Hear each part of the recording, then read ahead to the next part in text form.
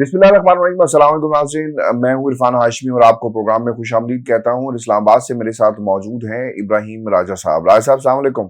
वालेकुम अस्सलाम।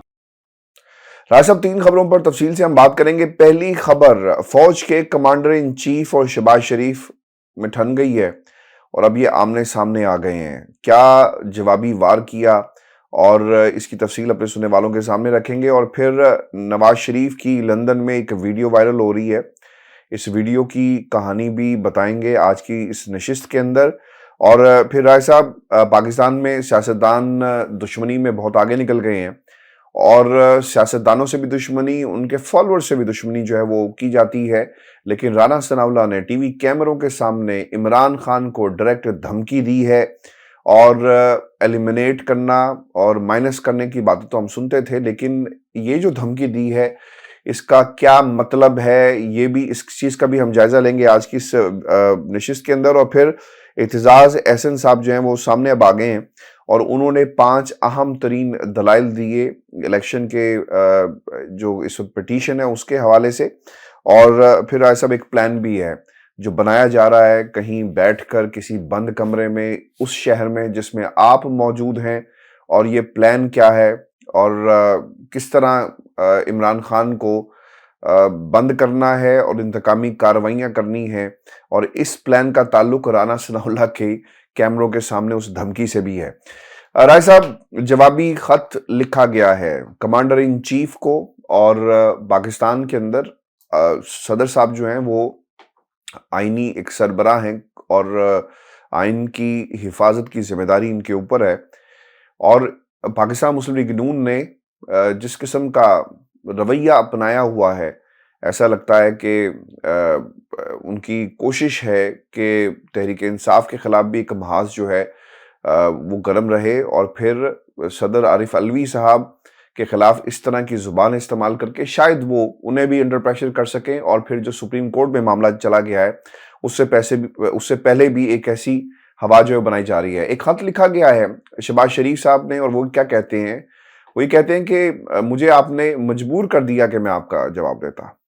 पाकिस्तान तहरीक इंसाफ की ये एक प्रेस रिलीज थी। आपका खत एक तरफा और हुकूमत मुखालिफ ख्यालात का हामिल है, जिनका आप खुल्लम खुल्ला इजहार करते हैं। आपका खत सदर के आईनी मनसब का आइनेदार नहीं है। आप मुसलसल यही कर रहे हैं। 3 अप्रैल 2022 को आपने कौमी असम्बली तहलील करके साबिक वज़ीर-ए-आज़म की गैर आइनी हिदायत पर अमल किया। कौमी असम्बली की तहलील के आपके हुक्म को सुप्रीम कोर्ट ने 7 अप्रैल को गैर आइनी करार दिया। आर्टिकल 91 क्लॉज 5 के तहत बतौर वज़ीर-ए-आज़म मेरे हल्फ के मामले में भी आप आइनी फ़र्ज निभाने में नाकाम हुए। कई मौके पर आप मुंतखब आइनी हुकूमत के खिलाफ फ़ाल अंदाज में काम करते आ रहे हैं। मैंने आपके साथ अच्छा वर्किंग रिलेशनशिप कायम करने की पूरी कोशिश की। अपने ख़त में आपने जो लबो लहजा इस्तेमाल किया है, क्या उससे आपको जवाब देने पर मजबूर हुआ हूँ, यानी ये रीज़न थी जिस वजह से मैंने ख़त लिखा। फिर वो ये भी कहते हैं कि इंसानी हकूक़ की खिलाफ वर्जियों का आपका हवाला एक जमात के सियासतदानों और कारकुनों के हवाले से है। आइन के आर्टिकल 10A और 4 के तहत आइन और कानून का मतलूबा तहफ़्फ़ुज़ इन तमाम अफराद को दिया गया है। कानून नाफिज करने वाले इदारों ने रियासती अमलदारी के लिए कानून और अमन व आमा के नफाज के मतलूबा ज़ाब्तों पर सख्ती से अमल किया है। तमाम अफराद ने कानून के मुताबिक दाद रसी के मतलूबा फॉर्म से रुजू किया। और फिर ये भी कहा गया कि जमातों की वाबस्तगी के सबब आपने कानून नाफिज करने वाले इदारों पर हमले को यकसर फरामोश कर दिया। आपने निजी और सरकारी इमलाक को तोड़ फोड़ अफरा तफरी पैदा करने की कोशिशों को नज़रअंदाज कर दिया। डिफ़ॉल्ट करने के मुल्क किनारे पर है, आपने इसे भी नज़रअंदाज कर दिया। पीटीआई की वजह से आइन और इंसानी हकूक़ और जमहूरियत के मुस्तक़बिल से मुतल्लिक पाकिस्तान की आलमी साख खराब हुई, आपने इसे भी नज़रअंदाज कर दिया। हमारी हुकूमत आइन के आर्टिकल 19 के मुताबिक आज़ादी इजहार पर मुकम्मल यकीन रखती है। आपकी तवज्जो ह्यूमन राइट्स वॉच की सालाना वर्ल्ड रिपोर्ट की तरफ दिलाता हूँ। पीटीआई उस वक्त इक़्तिदार में थी। इस रिपोर्ट में लिखा कि हुकूमत पाकिस्तान मीडिया को कंट्रोल करने की कोशिश तेज़ कर चुकी है। रिपोर्ट में लिखा गया कि पीटीआई की हुकूमत इख्तिलाफ राय को कुचल रही है।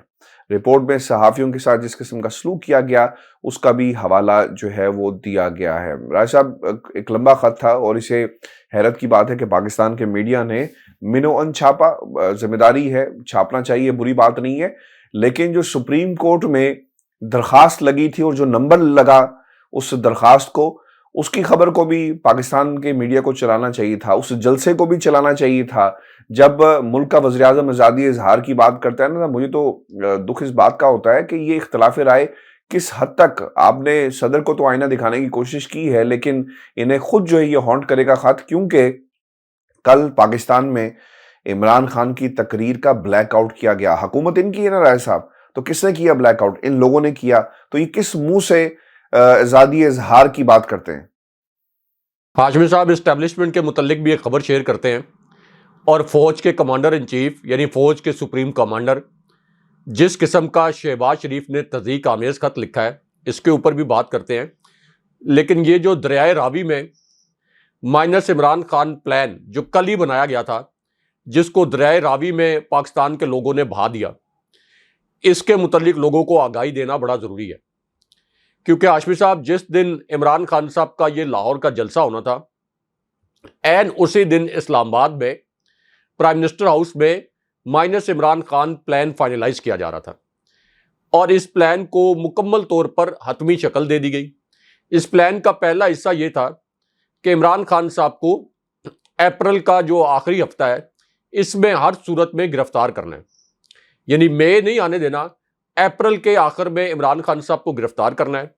इससे पहले इसी प्लान का हिस्सा यह था कि इमरान खान साहब को गिरफ्तार करके बलूचिस्तान के किसी दूर दराज इलाके में मुंतकिल करना है। लेकिन अब वो प्लान इसलिए चेंज किया गया कि हसन न्याजी को भी बलूचिस्तान की एक अदालत ने बोगस तरीन मुकदमात में जो इमरान खान साहब के भांजे हैं उसमें रिलीफ दे दिया। और इससे पहले इमरान खान साहब के वारंट गिरफ्तारी जब जारी किए गए थे एक बोगस केस में, तो बलूचिस्तान हाई कोर्ट ने उन वारंट्स को कैंसिल कर दिया था और गैर कानूनी करार दिया था। इसका मतलब यह है कि बलूचिस्तान की जो अदालतें हैं उनको मैनेज करना मुमकिन नहीं रहा या फिलहाल मुमकिन नहीं है, और वो एक हसास इलाका है बलूचिस्तान पाकिस्तान की रियासत के लिए भी, तो वहां पर कोई ज्यादा धौंस धमकी भी नहीं चलाई जा सकती। तो इस वजह से अब जो इमरान खान साहब के खिलाफ प्लान बनाया गया वो ये था कि खान साहब को मई से पहले गिरफ्तार करके सिंध में इनके खिलाफ 2-3 मुकदमात दर्ज करवाए जाएं और फिर सिंध की किसी दूर दराज इलाके की ऐसी जेल में मुंतकिल किया जाए जो कि बदनामे ज़माना मुजरमों के लिए मशहूर हो, जो कि बदनामे ज़माना जेल हो, और वहां इमरान खान साहब को मुंतकिल करके खुदा न खास्ता स्लो पॉइजनिंग करके इमरान खान साहब की जान लेने की कोशिश की जाए। इसी प्लान का यह भी हिस्सा है कि अगर इमरान खान साहब की हिफाजती जमानतें मंजूर भी हो जाती हैं, जो कि सिर्फ 2-2 दिन 4-4 दिन की हिफाजती जमानतें मंजूर हो रही हैं, बाकी मफरूरों इश्तहारियों और मुजरमों के लिए तो हमारी अदालतें खुल जाती हैं। सलमान शहबाज और इसहाक डार को तो लंदन में बैठे बैठे हिफाजती जमानतें मिल जाती हैं, इसहाक डार के तो केसेस ही खत्म कर दिए गए। लेकिन इमरान खान साहब को कभी 2 दिन की जमानत, जैसे इंसदाद दहशतगर्दी की अदालत ने जो बोगस तरीन मुकदमा है उसमें इमरान खान साहब की सिर्फ 4 अप्रैल तक जमानत मंजूर की है। तो ये तो इमरान खान साहब को जानबूझकर एक्सपोज किया जाता है अदालतों में ताकि खुदा न खास्ता उन पर हमला हो जाए। तो हाशमी साहब अब प्लान ये बनाया गया है कि इमरान खान साहब को अगर हिफाजती जमानतें मिल भी गई तो तब भी अदालती फैसलों की धज्जियां उड़ाते हुए फौरन इमीडिएटली इमरान खान साहब पर इंसदाद दहशतगर्दी की दफात के तहत जाली मुकदमात 2-3 दर्ज करवाए जाएंगे। ये जो आपके नाम निहाद अचानक किसी देहात से कोई शख्स किसी के कहने पर उठता है, वो ये कहेगा कि रियासती इदारों को बदनाम किया या इमरान खान ने हुकूमत के खिलाफ साजिश की, तो इस तरह के मुकदमात बना के इमरान खान साहब को हिफाजती जमानत मिलने के बाद गिरफ्तार कर लिया जाएगा और ये कहा जाएगा कि ये मुकदमा तो उसके बाद बना। अब हाशमी साहब इसी प्लान का आखिरी हिस्सा ये है कि अक्टूबर में जब इन्होंने कहा है कि 8 अक्टूबर को हम इलेक्शन करवाएंगे, तो प्लान ये है कि इमरान खान साहब को 8 अक्टूबर तक हर सूरत में नायल करवाया जाए, गिरफ्तार भी करवाया जाए, लंबे अरसे के लिए खान साहब को जेल में रखा जाए। नवाज शरीफ की नायली अक्टूबर में, जब सितंबर में जस्टिस बंदयाल साहब की रिटायरमेंट हो जाएगी तो उसके बाद जस्टिस फायज ईसा चीफ जस्टिस बनेंगे और फिर जस्टिस एजाजुल हसन का जो टेन्योर है वो तकरीबन 1 साल के बाद आना है। तो जस्टिस फायज ईसा जब चीफ जस्टिस बन जाएंगे तो नवाज शरीफ की नायली भी खत्म कराएं और सदर भी सितंबर में रिटायर हो जाएंगे, उनकी ओहदे की मियाद खत्म हो जाएगी, अपना सदर लाएं और फिर इलेक्शन में हम जाएं। वो भी उस सूरत में अगर कोई इंतखाबी सर्वेज ये बता दें कि अब नून लीग ये इलेक्शन जीत सकती है अगर कोई 50% 60% धांधली कर ली जाए। लेकिन जाहिर है कि 50% 60% धांधली से भी इमरान खान साहब को हराना नामुमकिन है, ये तो कोई 95% के करीब धांधली करनी पड़ेगी। लेकिन हाशमी साहब, ये जो पूरा प्लान था, इसको लाहौर के लोगों ने और पाकिस्तान के लोगों ने दरियाए रावी में बहा दिया। मरियम नवाज का जो नैरेटिव था, राना सनाउल्लाह का जो बयानिया था, और मियां नवाज शरीफ की नाम निहाद जो एक तकरार होती है, उसको दरियाए रावी में लाहौर के लोगों ने बहा दिया कल के दिन में। ये माइनस इमरान खान साहब का जो प्लान था, माइनस इमरान खान, ये हमेशा के लिए दरिया बुर्द हो गया है। और ये उन तमाम कुव्वतों के लिए भी पैगाम है कि अवाम का जो सबसे महबूब लीडर है, जिसके पीछे 75% अवाम खड़े हैं, उसको आप माइनस नहीं कर सकते। ये 22 करोड़ अवाम को आप बहिरा अरब में गर्क नहीं कर सकते। ये 22 करोड़ पाकिस्तानी अवाम को आप बॉर्डर क्रॉस करके इंडिया नहीं भेज सकते। ये पाकिस्तानी है, ये कोई इजरायली, इंडियन, कोई बांग्लादेशी शहर नहीं है। इनको आप यहां से बेदखल नहीं कर सकते जबरदस्ती। अब जो आपने बात की कमांडर इन चीफ यानी सदर आरिफ अलवी और शहबाज शरीफ का खत, हाशमी साहब, एक तो सदर वफाक की अलामत होता है, दूसरा आइन सदर को यह अख्तियार देता है कि अगर गवर्नर्स इलेक्शन की तारीख का ऐलान ना करें तो सदर पाकिस्तान, चाहे वो कोई भी सदर हो, तो वो इलेक्शन की तारीख का ऐलान कर सकता है। इस वक्त नून लीग के हामी चोटी के जो वकला हैं वो भी ये कह रहे हैं कि हाँ, सदर के पास ये आईनी अख्तियार है। और सबसे बड़ी बात यह है कि आइन की तशरीह का अख्तियार सुप्रीम कोर्ट के पास होता है।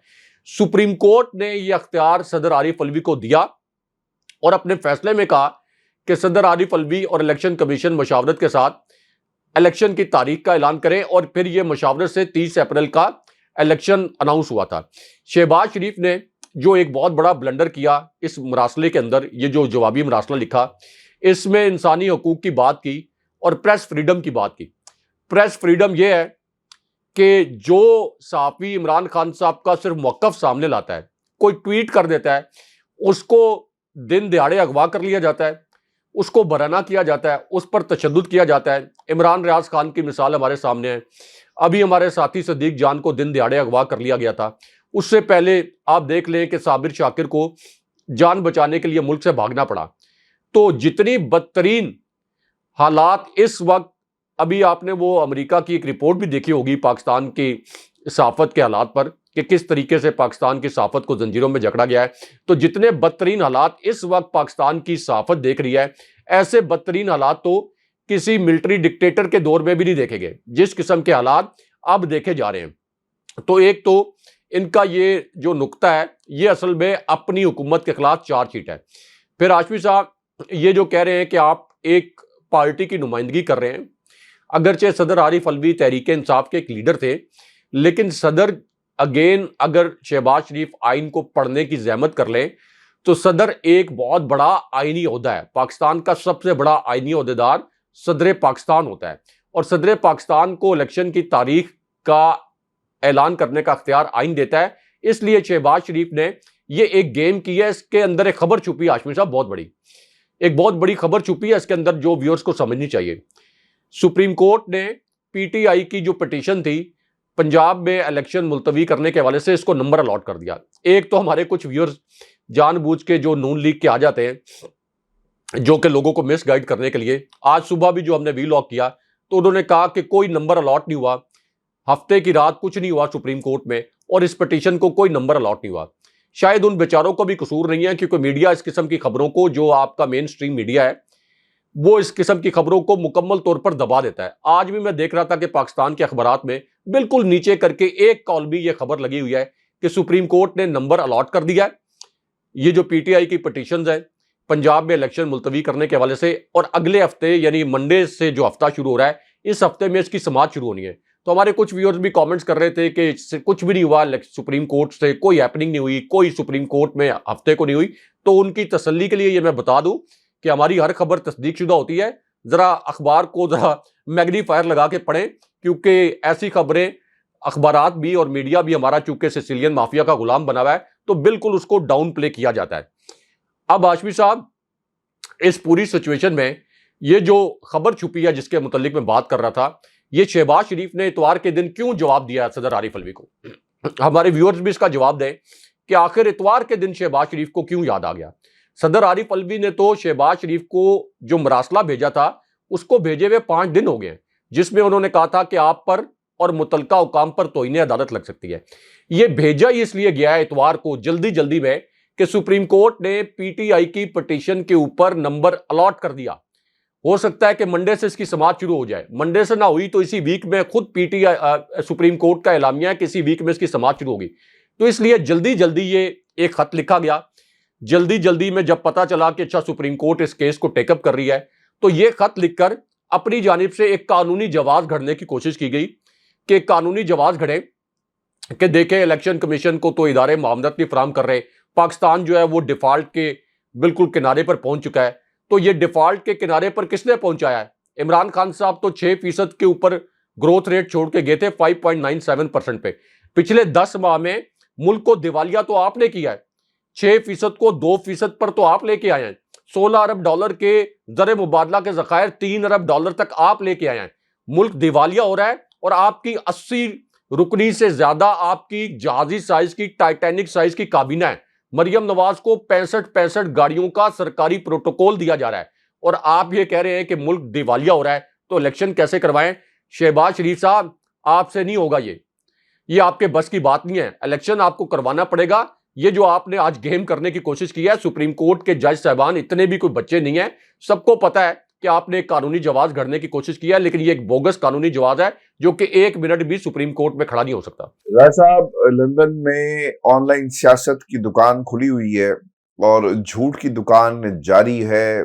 पाकिस्तान में इमरान खान की तकरीर पर तो पाबंदी लगा दी गई, और क्यों लगाई गई ये समझ से बाहर है, क्योंकि पैमरा की तरफ से कोई ऐसा हुक्मनामा जारी नहीं किया गया। लेकिन नवाज शरीफ का बयान सज धज के जो है वो टीवी चैनल्स पर चलाया जा गया है। एक तमाशा लगा है और जेआईटी को बुनियाद बनाया गया और इमरान खान के खिलाफ भरपूर कार्रवाई की हिमायत, इस तरह से खबर जो है वो लगाई गई पाकिस्तान के मीडिया के ऊपर। ये भी कहा गया कि खान साहब के खिलाफ कार्रवाई होनी चाहिए और मैं इसकी हिमायत करता हूं, और जॉइंट इन्वेस्टिगेशन टीम चेक करेगी कि असल हकायक हैं क्या। खान साहब के हवाले से उन्होंने जो अल्फाज इस्तेमाल किए, मेरा नहीं ख्याल कि मुनासिब होगा कि हम उनको रिपीट करें, क्योंकि ये सियासी दुश्मनियां हैं, एक दूसरे के खिलाफ जो है वो इस्तेमाल करते हैं। यहाँ तक दहशतगर्दी का ताना भी दिया, दहशतगर्द कहा गया कि पेट्रोल पंप कैसे बनाते हैं। फिर एक और भी बात हुई है राय साहब, क्योंकि मैं लंदन में रहता हूँ और बहुत देर हो गई मैंने नवाज शरीफ के एवन फील्ड के बाहर जाना और हसन नवाज के दफ्तर के बाहर जाना इसलिए छोड़ दिया क्योंकि हमने अपनी गुनाहगार आंखों से ये देखा है कि वहाँ पर सवाल बताए जाते हैं, सवाल पूछे नहीं जाते, वहाँ पर जवाब लिखे जाते हैं, वहाँ पर जवाब दिए नहीं जाते। और 3-4 लोग सवाल करते हैं, तो उन्होंने पूछा सवाल वहाँ पे नवाज शरीफ से कि ये जो कुछ हुआ है इंतखाबात मुलतवी होने के हवाले से पंजाब के, आप क्या कहेंगे? तो उस पे उन्होंने कहा कि कल मैं आपको जवाब दूंगा। मुझे ना याद आ गया इसी कल से एकदम ख्वाजा आसिफ साहब से भी असम्बली के बाहर किसी ने पूछा था कि सर ये जो बिजली है और ये जो रेट बढ़ गए हैं, तो उस पे उन्होंने भी कहा था कि आज छुट्टी जी, कल जवाब देंगे, कल जवाब देंगे। तो ये जो कल है ये बड़ी अहमियत की हामिल है इन लोगों के लिए, हमारे लिए वो मुस्तकबिल है, आम आदमी के लिए कि हमारी अच्छा कल कब आएगा, और इनके लिए just another day sir. Hashmi साहब, कल के जवाब की एक वीडियो आ गई है, एक लाजवाब वीडियो नवाज शरीफ की इस वीडियो के जवाब में आ गई है। ये वीडियो ARY के प्रोग्राम में चली है, प्राइम टाइम प्रोग्राम में, और इस वीडियो में ये देखा और सुना जा सकता है कि नवाज शरीफ ये कह रहे हैं कि 1 मिनट के लिए इलेक्शन मुलतवी नहीं हो सकता, 1 सेकंड के लिए भी इलेक्शन मुलतवी नहीं हो सकता। अगर 1 मिनट के लिए भी इलेक्शन अपने मुकर्रर वक्त से आगे जाए तो ये आइन शिकनी होगी, और जो आइन शिकनी करेगा उसके ऊपर आर्टिकल 6 के तहत गद्दारी का मुकदमा चलना चाहिए। उसके बाद इसी वीडियो में मरियम नवाज का एक क्लिप भी शामिल किया गया, और मरियम नवाज ये कहती हैं कि फलां बुज़दिल है, फलां ये है, और ये इलेक्शन को आगे करने की बात कर रहा है। हालांकि उस वक्त उनका मुखातिब इमरान खान नहीं थे, किसी और मुखालिफ की वो बात कर रही थी, लेकिन उसमें भी वो ये कह रही थी कि ये तो सरासर आइन शिकनी है अगर 1 सेकंड के लिए भी ये इलेक्शन को मुलतवी किया जाए। फिर फजलुर रहमान का एक क्लिप इसी वीडियो में शामिल किया गया, जिसमें वो ये कह रहे थे कि अगर इलेक्शन में कोई 1 सेकंड की भी ताखीर हुई तो मैं धरना लेके इस्लामाबाद आ जाऊंगा, सुप्रीम कोर्ट के सामने बैठ जाऊंगा, क्योंकि आईने पाकिस्तान को रौंदने के मुतरादिफ होगा अगर ये इलेक्शन जो है आप मुलतवी करेंगे। उसके बाद ये कामरान खान साहब ने भी इसी वीडियो को ट्वीट किया, बहुत से लोगों ने इस वीडियो को ट्वीट किया, हमारे व्यूअर्स भी जाकर ट्विटर पर ये देख सकते हैं। हमारी मजबूरी है कि हमारी प्रॉपर्टी नहीं है वीडियो, तो इस वजह से हम इस प्रोग्राम में नहीं चला सकते। तो ये कोई बहुत पुराने बयानात नहीं है, ये वीडियो स्टेटमेंट सिर्फ चंद साल पहले के हैं, जिसमें नवाज शरीफ ये कह रहे हैं कि इलेक्शन को मुलतवी करना आइन शिकनी है। दूसरा, हमें यह पता है कि लंदन में किस तरह से एक फिक्स मैच खेला जाता है और फिर वो पर्ची पर पढ़कर अपना जो नाम निहाद बयानिया है कौम के सामने नवाज शरीफ लाने की कोशिश करते हैं। अब हाशमी साहब, एक तरफ तो ये सुप्रीम कोर्ट में इसका जो पटिशन का नंबर लग गया है, लेकिन इसके अंदर जो एक बड़ी और मानीखेज खबर छुपी है वो ये है कि सुप्रीम कोर्ट का बेंच जो बनेगा, क्या वही बेंच बनेगा जिस पर पीडीएम ने एतमाद का इजहार किया था। यानी वो 5 रुकनी बेंच जिसके मुतल्लिक फारूक एच नाइक ने सुप्रीम कोर्ट के अंदर ये जवाब सबमिट करवाया था पीडीएम की जानिब से कि हम ये चाहते हैं कि अब यही 5 रुकनी बेंच इस पटिशन को सुने और कोई नया बेंच ना बने। यानी एक तो पहले बड़ा बेंच था जिससे कुछ जज साहिबान अलग हो गए थे, उसके बाद जो 5 रुकनी बेंच बना उस पर मुकम्मल एतमाद का इजहार किया गया पीडीएम की जानिब से। फारूक एच नाइक ने यह बयान भी सबमिट करवाया। तो अब उसी 5 रुकनी बेंच में से 3 जज साहिबान ने यह फिर फैसला दे दिया था, जिसमें जस्टिस मुनीब अख्तर भी शामिल हैं। उन्होंने यह फैसला दे दिया था कि इलेक्शन हर सूरत में 30 अप्रैल को होना चाहिए और 90 दिन से आगे अगर इलेक्शन गया तो यह आइन शिकनी होगी। तो अब असूलन होना तो यह चाहिए कि वही 5 रुकनी बेंच बने जिसने यह फैसला दिया था, लेकिन मरियम नवाज की पूरी कोशिश ये होगी, इसीलिए उन्होंने ट्विटर पर इस किस्म की कैंपेन चला दी है। मतलब ये कोई हार्ड एंड फास्ट रूल तो नहीं है कि वही 5 रुकनी बेंच बने, लेकिन अमूमन इस तरह के केसेस में होता है कि जिस बेंच ने वो फैसला दिया होता है वही बेंच दोबारा बनाया जाता है। अमूमन ये एक रवायत है। ये कोई, मैं अगेन कह रहा हूं कि हार्ड एंड फास्ट रूल नहीं है। मेरे पास जो मेरी मालूमात के मुताबिक ये कोई ऐसे जी, लेकिन ऐसे ही है क्योंकि उसी उसी बेंच का फैसला होता है और कहा ही जाता है, लेकिन फिर भी इसके बावजूद चीफ जस्टिस साहब की स्वाबदीद है, किन लोगों बेंच को की शामिल तश्कील करते हैं। चीफ जस्टिस साहब की स्वाबदीद है। तो इस वक्त सिसिलियन माफिया की तरह पूरा जो शरीफ खानदान है वो सुप्रीम कोर्ट को और चीफ जस्टिस को प्रेशराइज कर रहा है कि किसी तरीके से ऐसा बेंच बने जो कि दोबारा से ये फैसला ना दे दे कि 30 अप्रैल को हर सूरत में इलेक्शन होगा और फिर अगर इलेक्शन नहीं होगा तो चीफ इलेक्शन कमिश्नर पर और शहबाज शरीफ पर तौहीन अदालत लग सकती है। एक हाशमी साहब, आखिरी इसमें 15 सेकंड का इस पार्ट में कमेंट ऐड कर दूं कि यूसुफ रजा गिलानी पर जब तौहीन अदालत लगी थी, जब ये स्विस हुकाम को खत नहीं लिख रहे थे, आसिफ अली जरदारी की जो लूटी हुई दौलत थी, सुप्रीम कोर्ट के अहकामात के बावजूद जब खत नहीं लिख रहे थे तो इनको अदालत में जो सजा सुनाई गई थी वो चंद सेकंड की सजा थी। चंद सेकंड की सजा सुनाई गई थी। इनको कहा गया था कि आप खड़े हो जाएं सुप्रीम कोर्ट में, और उस सजा की बुनियाद पर उनकी नायली हो गई थी और एक पूरी टर्म के लिए वो नायल हो गए थे। तो अब शहबाज शरीफ भी अगर ये हुक्म अदूली करेंगे सुप्रीम कोर्ट की, तो इसी तरह उनको भी इसी किस्म की सजा सुनाई जा सकती है, क्योंकि वो चीफ एग्जीक्यूटिव हैं और अल्टीमेटली उनको ये इंश्योर करना है कि तमाम इदारे इलेक्शन के बरवक्त इनकाद में और शफाफ इनकाद में अपना ताउन यकीनी बनाएं। राय साहब, सियासत ने पाकिस्तान में आग लगा दी है और बात गोली तक पहुंच चुकी है। अब ये गोली की बात हो रही है, ये सियासत में से माइनस होने की बात हो रही है, जिंदगी से माइनस करने की बात हो रही है। ये आप इस पे रोशनी डालें, क्योंकि बात कही गई है और किसकी तरफ से? वज़ीर दाखिला की तरफ से। एक इंकशाफ तो नहीं मैं कहूँगा, बल्कि उनके दिल के अंदर जो कुछ था उन्होंने एक ब्लंडर मारा है और पाकिस्तान तहरीक इंसाफ के साथ वो किस किस्म का रवैया रखना चाहते हैं, अपना जहन जो है उन्होंने बता दिया है। वो ये कहते हैं कि हम हर हद तक जाएंगे और फिर ये भी नहीं सोचेंगे कि क्या जमहूरी है और क्या गैर जमहूरी है, क्या असूली है, क्या गैर असूली है। फिर उनसे ये भी सवाल हुआ कि आपके लोग सैकड़ों में फॉलोअर्स हैं, वो तो फिर तहरीक इंसाफ पर हमला करेंगे। उन्होंने कहा जी एनार्की तो फैली हुई है, दुश्मनी तक बात जो है वो पहुंच चुकी है और ताकत का इस्तेमाल किया जाएगा, सब कुछ वो किया जाएगा जो हमें करना है, क्योंकि हम वहां पर आकर खड़े हो गए हैं, या हम नहीं है या फिर इमरान खान नहीं है। राय साहब, धमकी है ये तो सीधी सीधी, ये तो जो बातें हो रही थी कि जनाब कोई शख्सियत है जो बैकडोर बैठकर गुफ्तगू कर रही है, मुज़ाकरात हो रहे हैं। मुझे तो नहीं लगता कोई मुज़ाकरात हो रहे हैं। इन्होंने तो बता दिया कि हम इमरान खान को या हम नहीं है या ये नहीं है। हाशमी साहब, ये एग्जैक्ट इसके अल्फाज ये हैं कि ये राना सनाउल्लाह ने इमरान खान साहब को कत्ल की धमकी दी है, क्योंकि इसका एक एडिटेड वर्जन जो यूट्यूब पर या ट्विटर पर नज़र आ रहा है, अगर आप इसका पूरा वर्जन सुने, ये पूरा क्लिप सुने, तो उसमें वो ये कह रहे हैं कि हमारा जो वजूद है वो इस वक्त ख़तरे में है, सियासी वजूद। अपने तो सियासी वजूद की बात कर रहे हैं, और दूसरी जानिब वो ये कह रहे हैं कि अब हमने ये नहीं देखना कि असूल की बात क्या है और जमहूरियत की बात क्या है, कानून की बात क्या है, आइन की बात क्या है या गैर आइनी बात क्या है। हमने ये फैसला करना है कि या हमने जिंदा रहना है या इमरान खान ने जिंदा रहना है, या हमारा वजूद बाकी रहना है या इमरान खान का वजूद बाकी रहना है। अब चूंकि अवाम ने तो इनका सियासी वजूद अपने वोट के हक से ज़िमनी इंतखाबात में ख़त्म कर दिया।